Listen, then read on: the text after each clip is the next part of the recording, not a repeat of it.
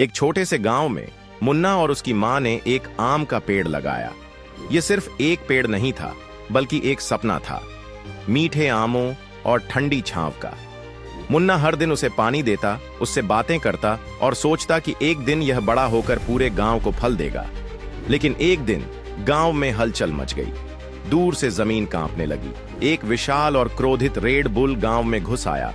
उसकी आंखें आग की तरह जल रही थीं। उसकी सांसें किसी तूफान जैसी भारी थीं।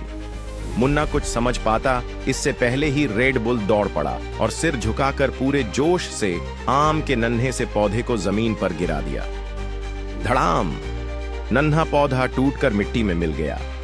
मुन्ना की आंखों के सामने अंधेरा छा गया। लेकिन रेड बुल यहीं नहीं रुका। उसने एक जोरदार झटका देकर मुन्ना की प्यारी गाय को भी जमीन पर गिरा दिया। मुन्ना ने सब कुछ अपनी आंखों से देखा, पर वह कुछ नहीं कर सका। उसकी मुट्ठियां कस गईं, लेकिन उसकी ताकत न के बराबर थी। रात को वह अपनी घायल गाय के पास बैठा रहा, आंखों में आंसू लिए।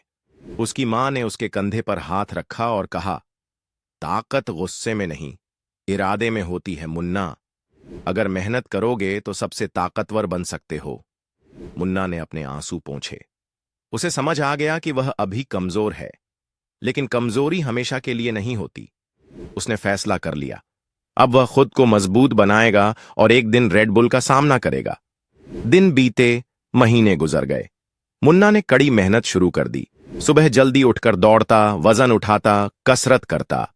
उसकी कमजोर बाजुएं मजबूत होने लगीं। उसकी तेजी बढ़ गई। उसकी आंखों में अब डर की जगह सिर्फ आत्मविश्वास था। और फिर वह दिन आ गया जब मुन्ना फिर से गांव के उसी मैदान में खड़ा था। अब वह डरने नहीं, जीतने आया था।